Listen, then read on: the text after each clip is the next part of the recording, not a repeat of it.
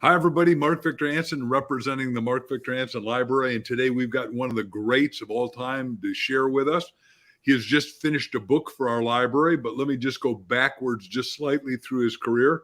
He has been a world renowned neurosurgeon, brain surgeon, mind surgeon, thinking surgeon.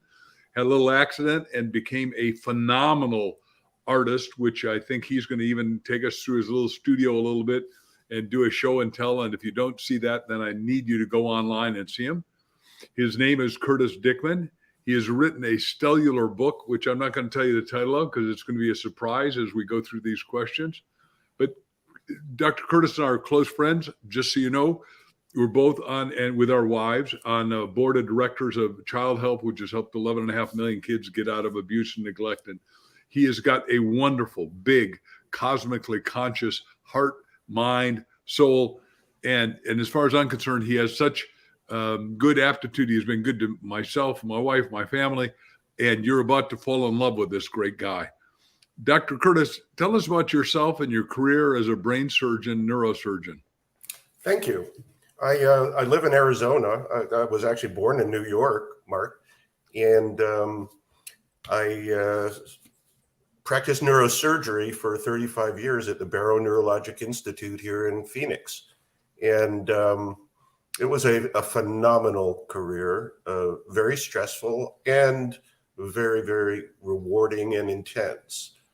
Requires a lot of commitment and fortitude and opportunities for helping people in tremendous ways.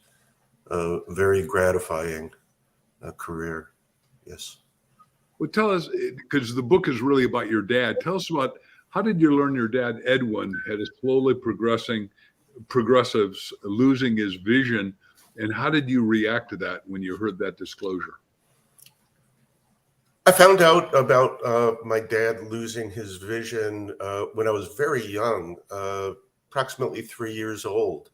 And every Sunday I would climb into bed and snuggle between my parents.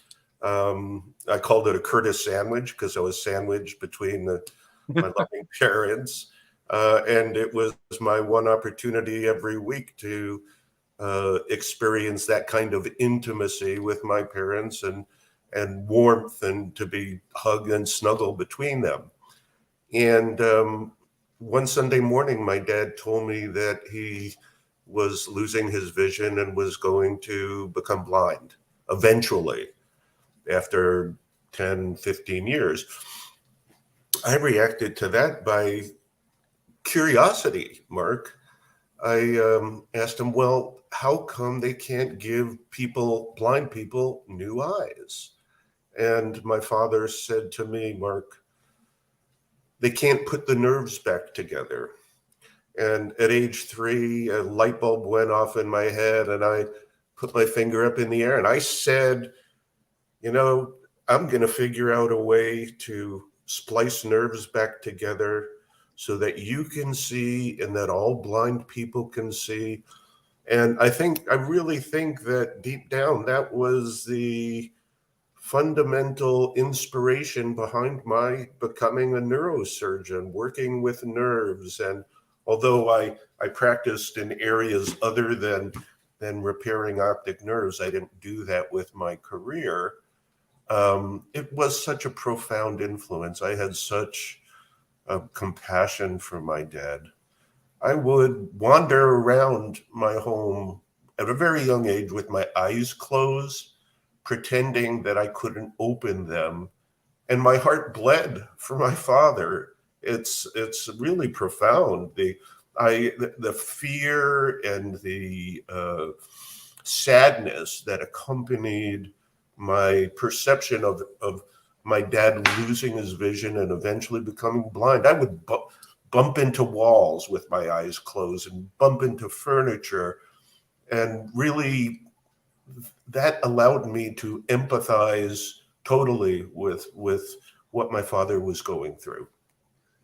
I'm going to hitchhike on what you said before we go to the next question and just say, I attended a seminar once, and the mind, based on what I know, and you're the neurosurgeon here, but 87% of your mind is visually oriented. So vision is like a major art form for each and every one of us. And they have us tie a blindfold on, and you do crash into things and people and chairs and bathrooms, and it disorients you totally and thrusts you into voluntarily saying, hey, wait a second, I'm vulnerable to the world here without both eyes. And if I had one eye, maybe I could do it, but no eyes is just amazing.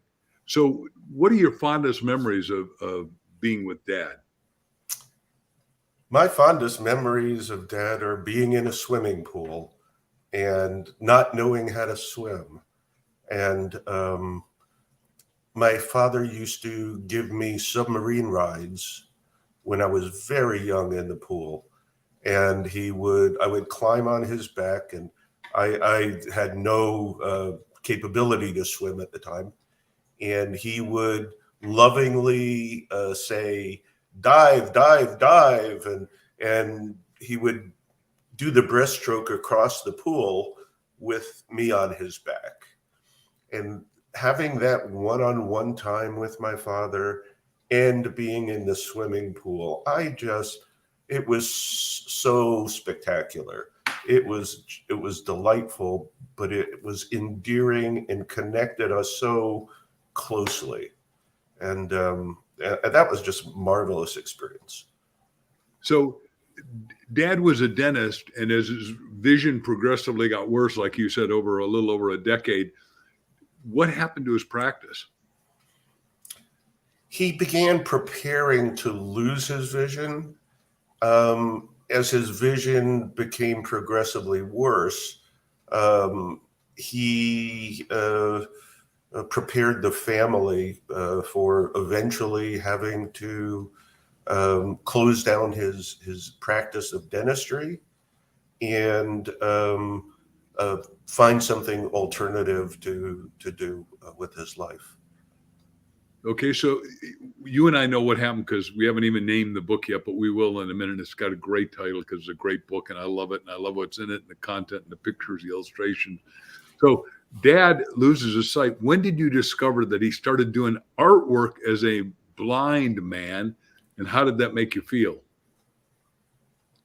It was profound.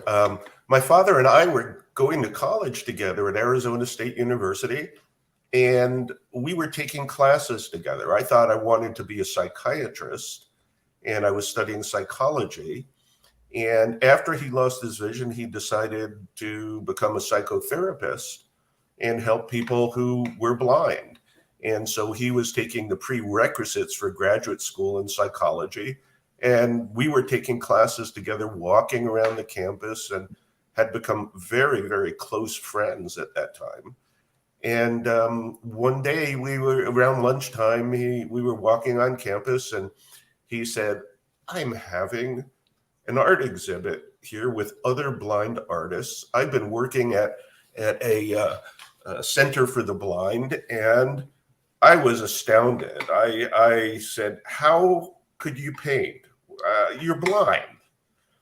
And he had such memories, vivid memories of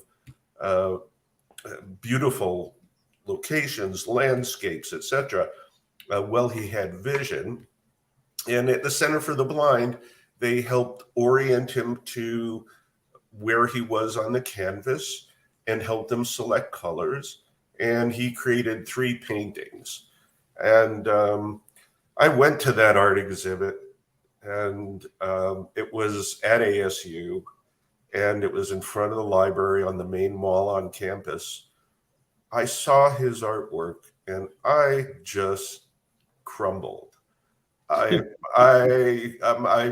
welled up with tears. I couldn't stop crying. I just sat on the pavement in front of the paintings, his paintings and the paintings of other blind artists. And it felt like God speaking to me. It just filled me. As how can the blind see? They're defying their disability. It was like Beethoven composing music deaf, and that parallel just struck me to the core. I was astounded, and I ended up inheriting his paintings after he passed away, but they're so meaningful to me. And that's what inspired the basis for the book. And the book is named after my father, Edwin, and it's called Living with Edwin. And it describes the ups and downs of our relationship throughout life, and is very profound. And it was based on the spiritual and emotional messages from his paintings. So I told you, ladies and gentlemen, that my friend Curtis has a big, tender, ever-loving heart, and now you've seen it. Before I let him show Dad's pictures, which I hope he'll do, I want to share with you two things. One is, one of my close friends is Jim Stoll, who wrote The Ultimate Gift, made $100 million because I said he's blind and went blind and was going to be a champion NFL football player, and then made $100 million with his movies, and says, because Mark Victor Hansen said, I see this as a movie, I made it a movie. And it just shows that whether it's Beethoven or whether it's Edwin, or you're going to hear about Curtis's own pain and predicament before we're done here, because I'm going to ask him to tell you his personal triumph over tragedy. But there are 14 million blind people in America. There's 150 million blind people around the world. And Curtis and I want every one of them to know this. So if you know a blind person, I'm now going to do a plea. Get this book, give it to them. And if you can't give it to them, give it to them as an audio. I never thought about it until this call that maybe we got to do it in Braille, and we can get Stovall's company to do that, and we'll talk about that afterwards. And forgive me for blurting that crazy idea out, but I see you give me a thumbs up, so maybe it's not crazy. I mean, I want everybody to have the ability to read. He knows my cliche. I got a lot of cliches, but one is the only way to be freed is to read. And with that, could you show some of Dad's artwork, please, Curtis? I can. I have it on my desktop of my computer, and I'm not sure how to get it onto the screen. Press, can you give him screen share, please, if you're right there? We've got a guy behind the scenes here who makes all this stuff happen, and we'll see if we can make that happen. We discussed it, and hopefully he didn't step out of the room to go to the bathroom or something interesting. Press, can you give Curtis screen share, please? So I can't hear you, Press. So if you're muted. Muted, yeah. Oh, thanks. Yeah, no, if you can screen share if you use the present button at the bottom, but if you don't have it ready on your screen, you might not be able to. Okay, You have your website pulled up if you have anything on there, but I'm not sure if that helps or not. So if not, you just discuss it, and then maybe you can post some things or do something later on your social media where people can come back and follow you, and you can share some of those images there possibly. And they're also in the book. If I don't mean to be preluding what you were going to say, Curtis, but they're in the book. Is there any way that you can bring them up on a screen now and present? I'm going to see if I can. Ladies and gentlemen, you see that we're on a learning curve here as we do this together. But the fact is, I have met a lot of blind people, and I've not met one yet that didn't have deep and abiding empathy, sympathy, and affection for those that are sighted, that are willing to talk to them, because people somehow think that if you're blind, you're also stupid. And that is not the case in my experience. Curtis can talk to this much more articulately perhaps than I can, but while he's stumbling through this little technical glitch, let me just say that every one of us has great compensatory mechanisms. Now in psychology, that means if you lose one arm, your other arm gets stronger. If you lose one eye, the other eye compensates, so you can start to drive again with as a one-eyed person. As a blind person, you can still paint. And what Christ said, many have eyes and cannot see. So a lot of people who do have sight aren't very useful to it. So with that, I thought this would be an interesting, okay, he's going to start to show it. How's that? Although I can't do it without restarting my browser from my desktop, I'll show you from the book, because beautiful artwork in the book of my father's and my own. And these are examples, let's see, of my father's painting. So this is Heaven Over the Ocean. And this is West Maui Mountains. And this one is Sunset over Monument Valley. Now, these three paintings were created with no vision, not even light perception. And they just struck my heart, and they still do. Just mind-blowing. And thank you for sharing that. And because we live here in Arizona, ASU does great things, and they do help the blind, and it really touches my heart.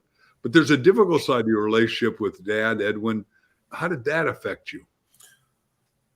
Profoundly. And my father, in the process of trying to prepare for losing his vision, became very anxious, angry, and rageful. And he became abusive, and he would unpredictably rage, and there was emotional and physical abuse. And he would lash out at any of the family members in the vicinity. And that created tremendous pain, tremendous problems. The abuse lasted about 6 or 7 years. And the whole family was profoundly affected. So what was part of that time, I didn't ever ask you this before, was part of that time while he was taking psychology so he could sort of start to analyze himself and you could analyze him, or is that post this assault?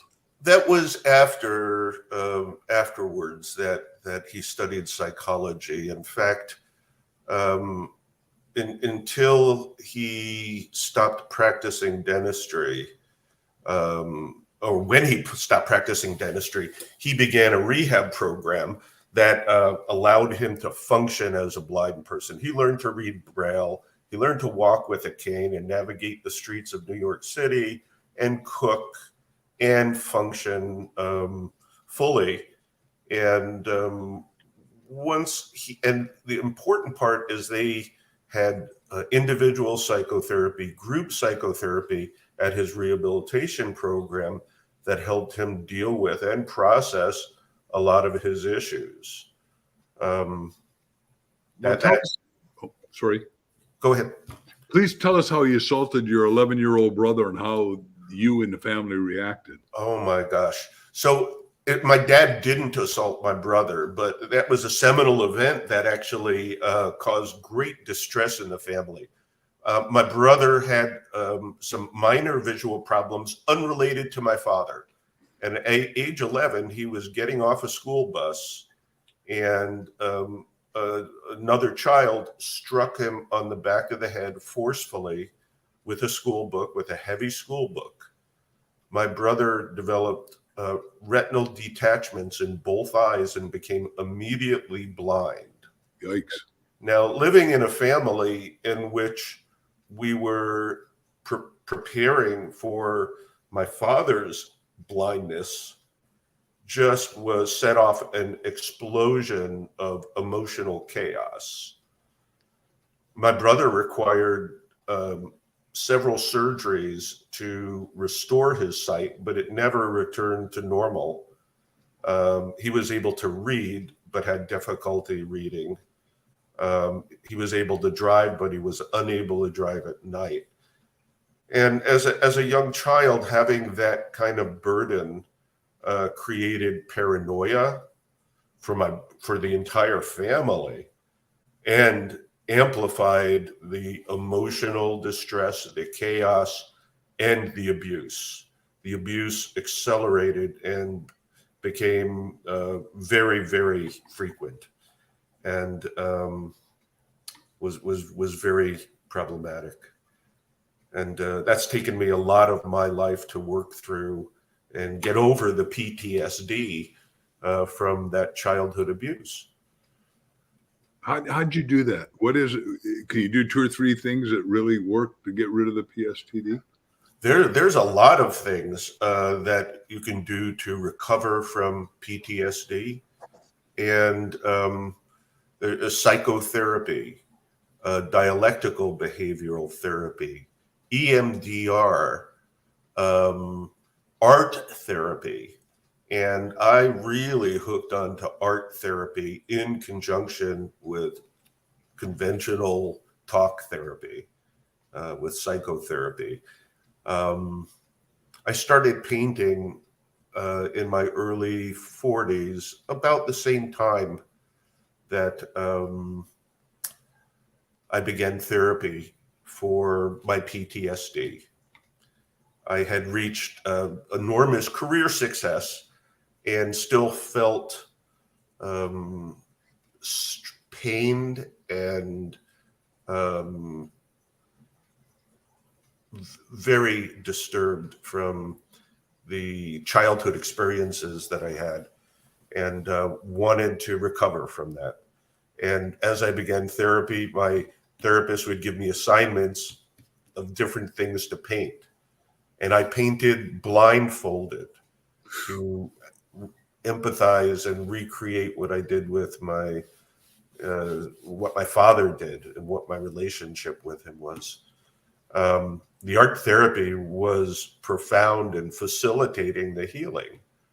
And that's a really important part of the book and the story, how I progressively worked to recover and am a survivor, not a victim. Yeah, I just don't consider victimhood a appropriate response. It's being a survivor and recovering from adversity, not succumbing to it. It's critical. It's wonderful. And by the way, before this is done, and we'll go back to questions in a second, but Carol told me that maybe we could have you just lift up or show the computer like you showed her all the pictures you've got. Ladies and gentlemen, this guy, while he's had adversity, the adversity has caused him to have an ascent in his personal spiritual disciplines, and he has done some of the more extraordinary pictures. The first time I saw him was, what did I say, 6 or 8 or 10 years ago, whenever it was when we met.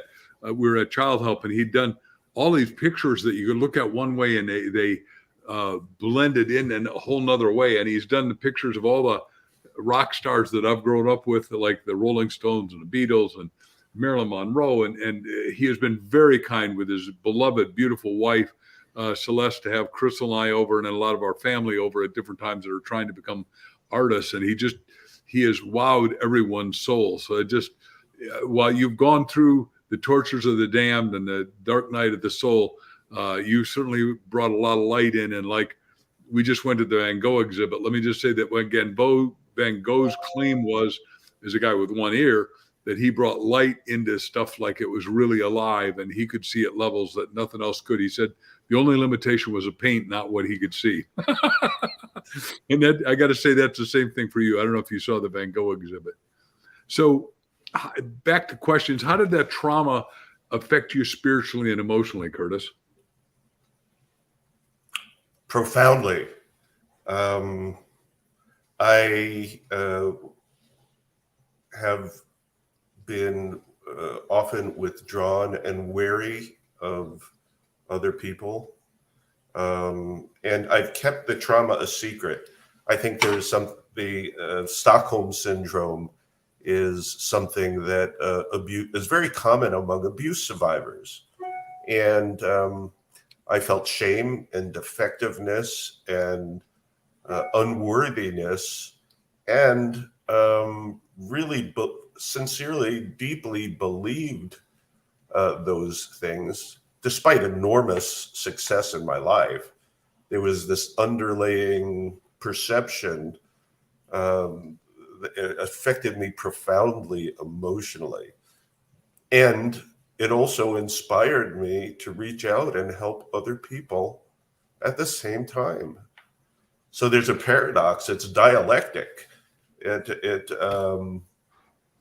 are two conflicting things that occur that are also can be synthesized. And it's spiritually, it has affected my faith and my reaching out and with prayer and being in touch with my spirituality, as well as my religion and ancestry. There were many distressing times that I felt the need to reach out to God and ask for help. And I think the first time was when my mom made a serious suicidal attempt. And after being beaten by my father, she took many pills, and we ran away to a hotel. And I discovered that she was nearly unconscious. I drove her to the hospital and sat with her for days while she was unconscious, holding her hand. And at the time, I said to myself, I don't know if God really exists or not. And I am reaching out to you, God, to save my mom. And please save my mom. And I sat there for days praying to God.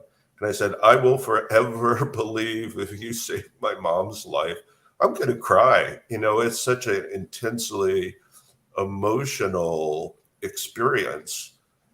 And I learned from that. I learned that there was such value in faith in reaching out and connecting. And I had no one. My father wouldn't come down to the hospital. I reached out to him, and it began my own real spiritual journey. And there are other really poignant examples, but I think that's the most profound. It really seared my belief in God and connected me. So how did you guys get the abuse to stop? Oops, can you hear me? Yes. Okay. I was instrumental in creating that. So after my mom's incident and the abuse continued, I just was unable to tolerate what was going on in our household any longer. And I devised a plan, and I smoked a little pot and took a couple of Valium. And I went up to my parents and said, I just tried to kill myself. Although I didn't try to kill myself, but I said, I just tried to kill myself and I need help. And what I meant by that is this family needs help, and I'm going to be the one to make it happen. And that really pushed us into individual therapy, which I needed tremendously, and the entire family into individual and family therapy. And miraculously, the abuse stopped with that. We were all accountable for our behavior. We were no longer isolated and shielded from the rest of the world. The behavior was uncovered and effectively amputated. Well, I think that's what helped leverage you into leadership, which we haven't talked about that, but we'll do it before it's over. So what inspired you to start painting, and how did that affect you, and what happened? My dad had a tragic ending to his life. He, at the age of 57, he developed Alzheimer's disease, and he was dead within 5 years from that. I inherited his paintings after he died. I kept the paintings that I inherited in my bathroom, and first thing every morning when I would get up and go to the bathroom, I would look at the paintings and feel such a connection emotionally and spiritually with my father. I'd look at the paintings, say, hi, Dad. And felt such a deep affinity for the object and the symbolism of that painting. The first painting that I got was Heaven Over the Ocean. And I'm going to show that again because it's just so poignant. It's wonderful. Yes. And it's a beach scene at night with stars and a moon and sand and the beach. And given my relationship with my dad and the closeness we had in the water together, doing the submarine rides earlier in life, that just spoke to me. It spoke to my heart. And I thought, if Dad could paint with no vision, what could I do with vision? I said that the worst possible thing is it could be bad and I'll throw it in the garbage. But it was an experiment. And my first painting I loved, and the painting became cathartic.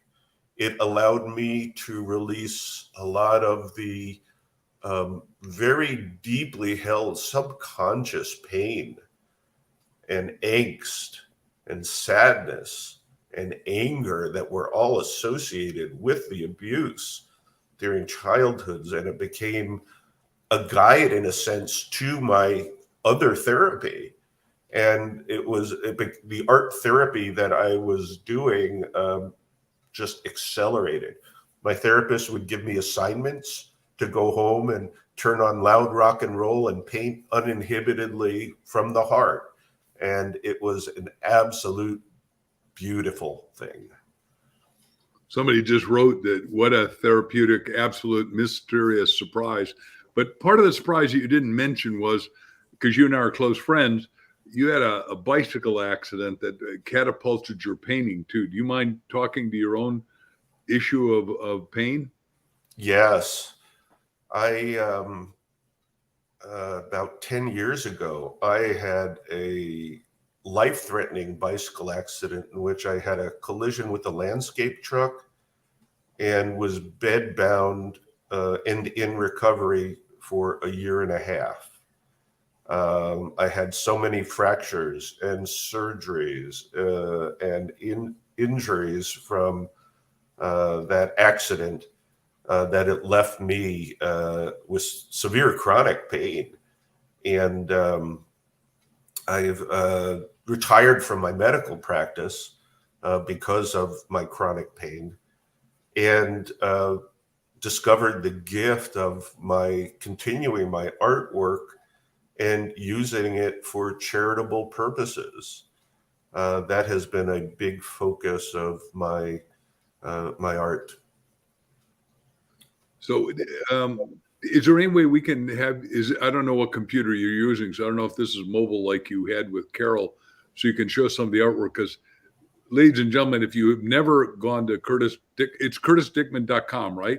Yes, curtisdickman.com, correct. If we can't see it right now, you want to see it. You want to see it in its full color and spectacularness, because I teach that if you're going to run a business, it's got to be original, transformational, and inevitable that the viewer wants to see it more, because great artwork is something you got to absorb again and again and again and again. His is that. I cherish him as a friend, but I cherish him also as an artist, where his art will outlive you, just like all the classic great artworks like the Mona Lisa or anything else. That's the quality that this guy does and the quality of man that this man is. So how did painting help you recover from PS? Can we look around your art gallery now or not? Well, we've got it on the screen where to go.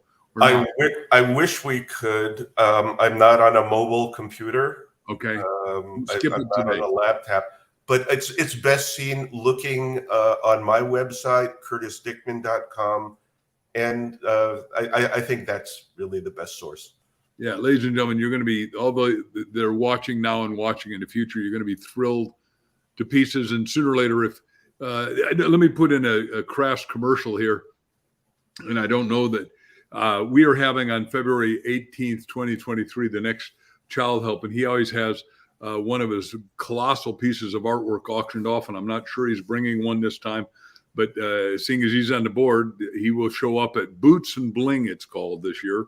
And I would ask, we'll invite you to come. Little investment of your money, but if you're making a lot of money, you want to come, and if you want to bid on any of his artwork, I heartfeltly recommend it, and you will love hanging it in your home or office, is what I'd say. I hope you don't mind that crass commercialism on my side and the benefit of both Child Help and the Dickman family. Okay, so how did your painting help you recover from the PSD and the child abuse?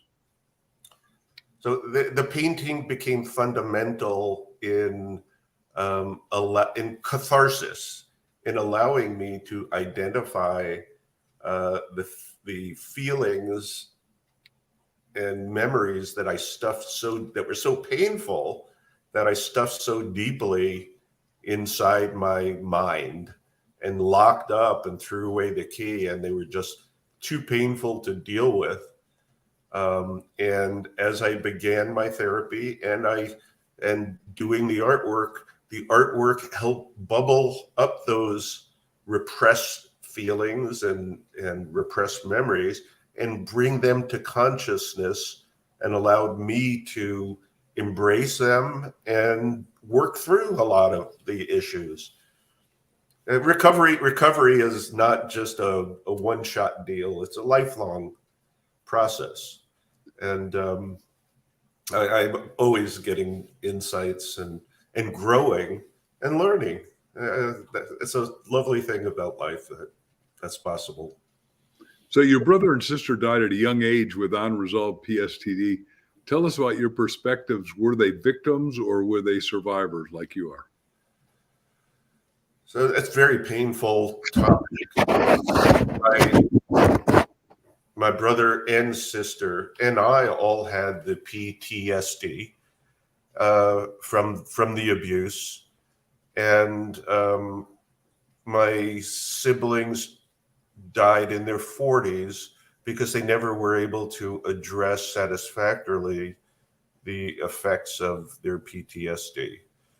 They did not seek help by competent therapists, psychologists, psychiatrists. They refused to become involved, and they self-medicated.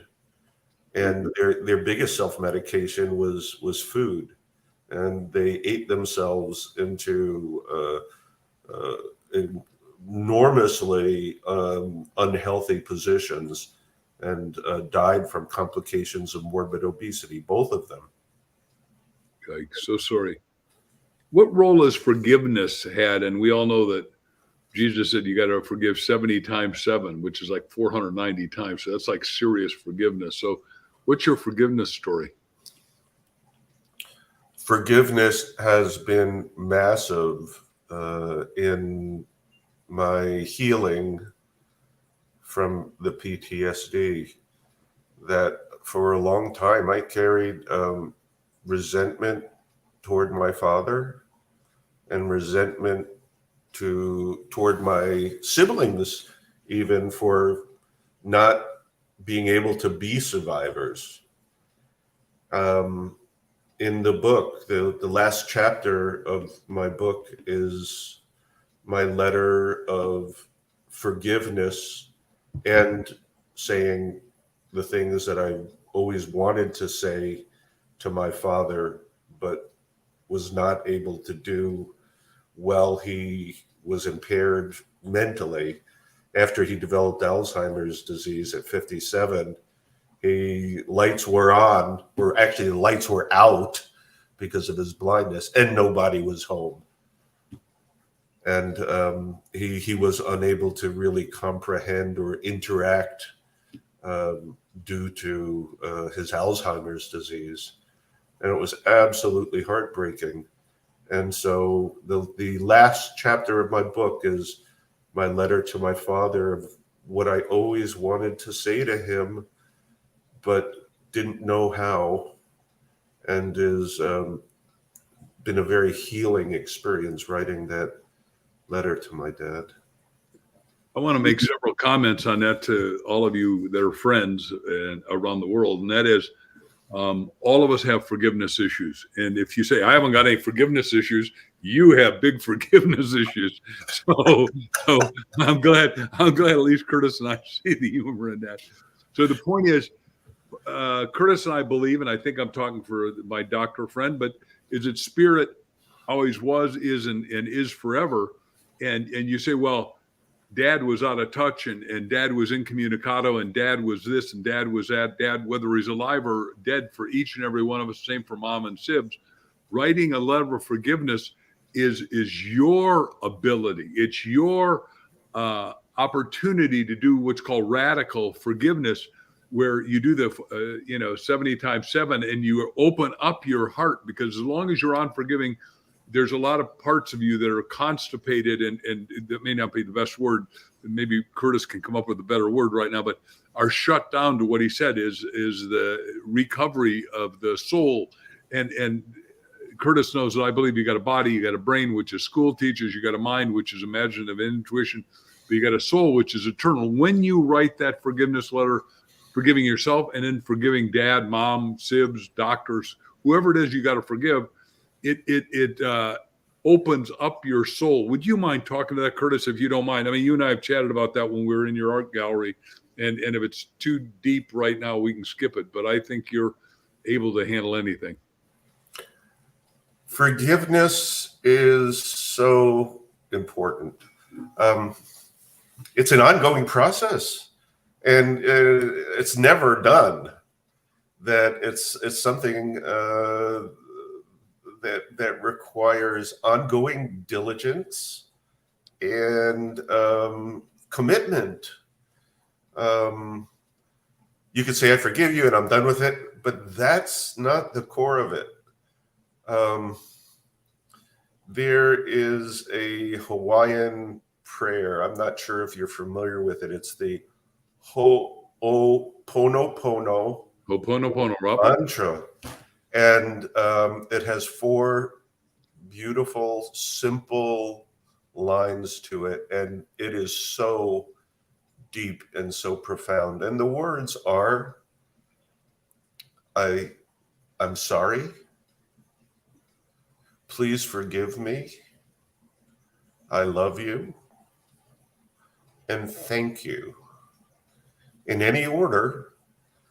And it's something that in Hawaii that family members get together and share with each other, and has become popularized. And I have been using that as a ongoing way of allowing myself the gift of forgiveness. And it is a gift that we give ourselves. Resentment, hanging on to resentment. Nelson Mandela said that it's like taking poison with the hope that giving yourself poison in the hope that your enemy will die.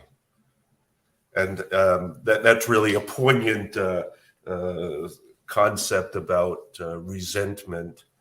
And forgiveness is something that is so fundamentally important that we give ourselves for peace of mind and peace of heart and peace of spirit.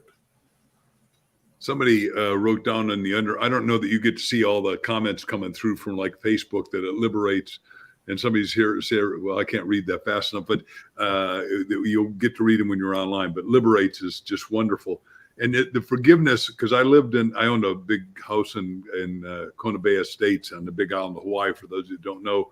And I had a kahuna friend that we did deep diving with, and he would take me down. And with the Ho'oponopono that you did is that you release 7 times in a row all the negativity of the ocean, and then you replace it with positivity and light. And that's why you keep saying that nurturing and healing is a forever recovery process. Is that correct? Am I quoting you sort of right? Yes, absolutely. It's a journey. It's not a destination. And by the way, I forgot to say it. I meant to comment on it, but I've read his whole book, of course, more than once. But when you read that forgiveness prayer, what it's going to do for you, in my opinion, is it's going to have you write one to your dad, you write one to your mom, you write one to this teacher, whoever it is. There's nobody. I got to be careful on this one. I don't know anyone who's come through without any verbal or physical abuse. I don't think anyone is immune to that. I have the same opinion. I don't think anyone goes through life unscathed. No human being is perfect. And go ahead. Yeah, and the whole Old Testament is about that. Joseph didn't any color code. His brothers put him in a pit, sold him into slavery, ends up in a clinky for a long time. I mean, it's just levels of truth. And yet he came out to do what he had a vision of when he was a kid before he got the many-colored coat, that he was going to be leader of a nation. He was second in command of the Pharaoh. So that's about as good as it gets. And Job, went through absolute hell, but said the things I feared have come upon me. And then he had everything doubled. He had 10 kids and ended up with 20 at the end. So, and wealth and all that. So what are you going to do with the profits of this book? I am donating the profits of the book to charities that help abused children. It's my way of giving back. And I think it's so fundamentally important. At the top of the list, first and foremost, is child help. They are the most phenomenal group of people and have helped over 11 million children.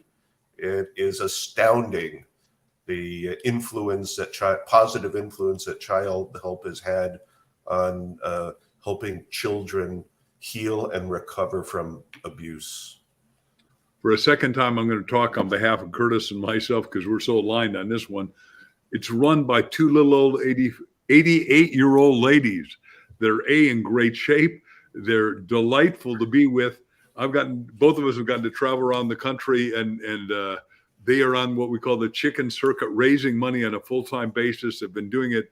I think it was started in 1949 when they were on tour with Bob Hope in Japan and saw the first 11 kids that were it's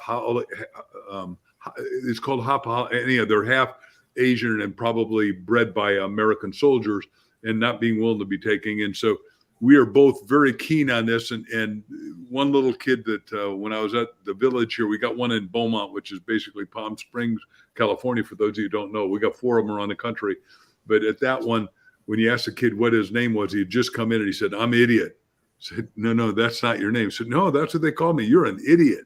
Right. And the kid really had bought that. And luckily we helped reprogram and bring vitality, life and everything back. So ladies and gentlemen, before I ask him the last question, he is my friend, Dr. Curtis Dickman. He has written a phenomenal book, which is called Living with Edwin, is about his dad who went blind and was a great artist. I encourage every one of you to get not one copy here because we're at the holiday season, but 2 immediately. And, get him. And when you physically meet him, if you come on February 19th, he will sign them. I'll just talk on his behalf a third time, which I've got no right to do, but he and I are close friends. And his signature on artwork is worth $1 gazillion. So his signature on a book may be worth the same. My dear friend, what final parting words would you like to recommend to everybody as you're chortling on our way out here laughing?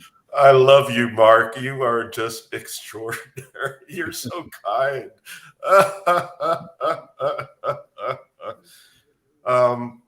I think my parting words are that there are just incredibly great purposes that we can follow. My major destination in life is to help relieve pain and suffering in the world. And that's the way I conducted myself in my medical career. And that's what I hope for my philanthropic work, and that sharing my story and sharing my artwork can be used to help other people heal. And it's our responsibility to make the world a better place. and to heal our broken world. We need people with this mindset to continue and be prominent. Ladies and gentlemen, thank you for watching my great friend who has a great heart, was a great neurosurgeon, and now is exemplifying art and the art of philanthropy with his art. I hope you'll get a copy of his book too, like I said, and share it with somebody that you love, that knows and needs to overcome their feeling of victimness and go into victorness, if you don't mind my using that. Curtis, thanks for being so kind and with your talent and your great mind and sharing like you do and have. Thank you very much. My honor and pleasure. Thanks, everybody.